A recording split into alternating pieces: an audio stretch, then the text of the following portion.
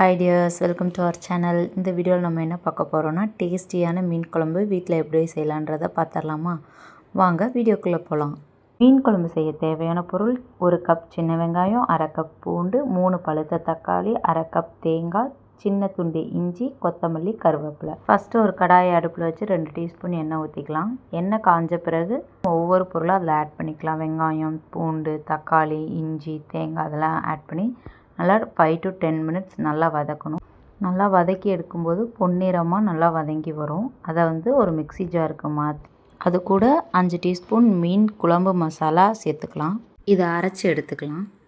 ஒரு பாத்திரத்தை அடுப்பில் வச்சு எண்ணெய் ஊற்றி வெந்தயம், கருவேப்பிலை போட்டு தாளிச்சிட்டு அந்த பேஸ்ட்டு கூட தண்ணி ஆட் பண்ணி ஊற்றி நல்லா மிக்ஸ் பண்ணிக்கலாம். மிக்ஸ் பண்ண பிறகு மஞ்சத்தூள் 1 டீஸ்பூன் ஆட் பண்ணிக்கலாம். 2 டீஸ்பூன் உப்பு ஆட் பண்ணி இது ரெடி ஆகிற கேப்பில் சின்ன எலுமிச்சம்பழ சைஸில் புளி எடுத்து ஒரு கப்பில் ஊற வச்சு அதோட தண்ணி எடுத்து கரெக்டாக குழம்பு கொதிக்கிறப்போ அந்த தண்ணியை ஊற்றணும். ஸ்மெல் போய் நல்ல ஒரு வாசனை வரும். அப்போது குழம்புல மீனை சேர்த்துக்கலாம்.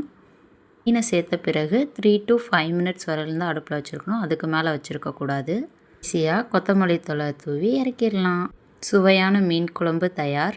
இந்த மாதிரி உங்கள் வீட்லேயும் ட்ரை பண்ணிவிட்டு எப்படி இருந்ததுன்றதை கமெண்ட்டில் சொல்லுங்கள். நம்ம சேனலை சப்ஸ்கிரைப் பண்ணி பெல் ஐக்கானை கிளிக் பண்ணி வச்சுக்கோங்க. லைக் அண்ட் ஷேர் பண்ண மறந்துடாதீங்க. தேங்க்யூ ஃபார் வாட்சிங் அவர் வீடியோ.